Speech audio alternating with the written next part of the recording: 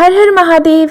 हिमालय पर्वत के उत्तर में स्थित चारों ओर बर्फ से घिरा हुआ एक अद्भुत रहस्यमयी स्थान है कैलाश पर्वत और मानसरोवर झील। कहा जाता है कि जहाँ सामान्य मनुष्य की पहुंच कठिन है, वहाँ देवता, सिद्ध पुरुष और योगी स्वयं गमन करते हैं। कैलाश पर्वत को विश्व के केंद्र के रूप में माना गया है। यह भूतल का वह ध्रुव है जहाँ से समस्त ऊर्जा प्रवाहित होती है। वहीं मानसरोवर झील भगवान ब्रह्मा द्वारा निर्मित सबसे पवित्र जलाशय माना जाता है। कैलाश पर्वत को आदि कैलाश भी कहा जाता है। यह साक्षात भगवान शिव का निवास स्थल है। यहाँ भगवान शिव अपने पार्वती जी के साथ समाधि ध्यान में लीला करते हैं। कैलासी गिरि शिखरे रम्ये ब्रह्मलिष्ये सदा रमन्ते योगिना सिद्धा शिवेन सह योगिनी। इस श्लोक का अर्थात है कि कैलाश पर्वत पर शिव और पार्वती के संग योगी जन रमन करते हैं।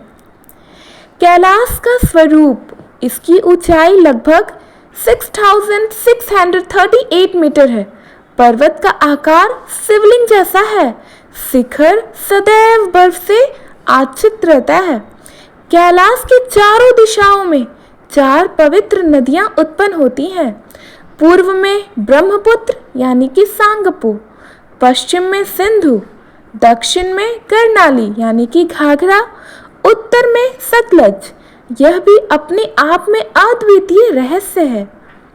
पुराणों के अनुसार ब्रह्मा जी ने सबसे पहले अपने मन में मानसरोवर का चित्रण किया था।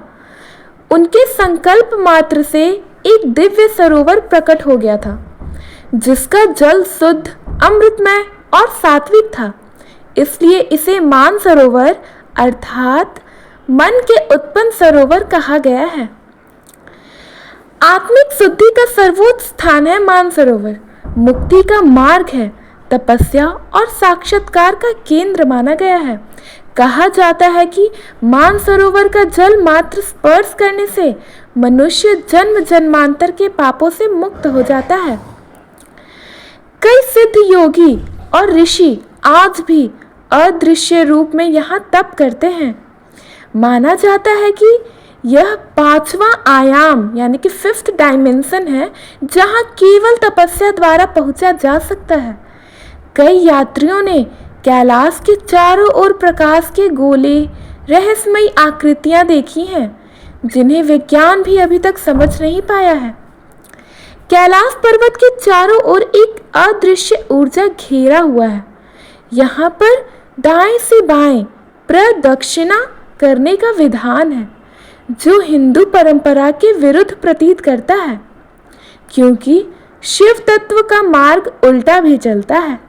मानसरोवर और राक्षस ताल 2 विपरीत ऊर्जा केंद्र हैं।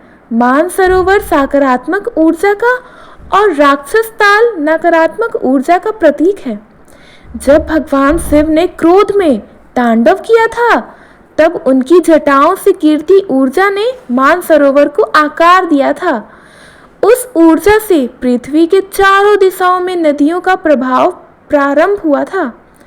पार्वती जी ने कैलाश पर घोर तपस्या की थी, जिसके प्रभाव से भगवान शिव ने उन्हें स्वीकार कर विवाह किया था। रावण ने भी कैलाश पर आकर शिव जी की तपस्या की थी। कहते हैं कि रावण ने प्रसन्न करने के लिए कैलाश पर्वत को उठाने का प्रयास किया था। तब शिव जी ने अपने अंगूठे से पर्वत को दबा दिया, जिससे रावण का घमंड चूर्ण हुआ। कैलाश पर्वत की परिक्रमा कुल दूरी लगभग 52 किलोमीटर है। कठिन यात्रा है। जीवन परिवर्तनकारी अनुभव। 3 दिन में परिक्रमा करने का विधान है। शास्त्रों में कहा गया है कि एक परिक्रमा से पापों का नाश होता है, 10 परिक्रमा से पुनर्जन्म का नाश होता है, 100 परिक्रमा से मोक्ष की प्राप्ति होती है। मानसरोवर स्नान। मानसरोवर के पवित्र जल में स्नान करने से समस्त पाप धुल जाते हैं। गंगा जल से भी अधिक पुण्यकारी माना गया है। विज्ञान के दृष्टिकोण से कैलाश मानसरोवर ऊर्जा केंद्र है। विज्ञानों के अनुसार कैलाश पर्वत पृथ्वी का ऊर्जात्मक ध्रुव यानी कि एनर्जी एक्सिस है। यहाँ चुंबकीय क्षेत्र अत्यंत तीव्र है जिससे मनुष्य की चेतना प्रभावित होती है। मिलते जुलते पर्वतों की अनुपस्थिति, कैलाश के समान दिखने वाला कोई और पर्वत इस ग्रह पर नहीं है। इसका आकार, स्थिति और ऊर्जा अकल्पनीय है। कैलाश को शिव का धाम मानकर श्रद्धा से नमन करते हैं। मानसरोवर को गंगा जल से भी पवित्र मानते हैं। हिंदू धर्म में, जैन धर्म में, जैन परंपरा में कैलाश को अष्टापद कहा गया है, जहां प्रथम तीर्थंकर ऋषभ देव ने निर्वाण प्राप्त किया था। बौद्ध धर्म में तिब्बती बौद्ध कैलाश को कांग रिपोंछे कहते हैं, जो बौद्धों के अनुसार चक्र का केंद्र है। बौद्ध धर्म में, तिब्बत के प्राचीन बौद्ध धर्म में भी कैलाश को पवित्र माना गया है, जहां आत्माओं का शुद्धिकरण होता है। यात्रा के अद्भुत अनुभव भक्तों की अनुभूतियां हैं।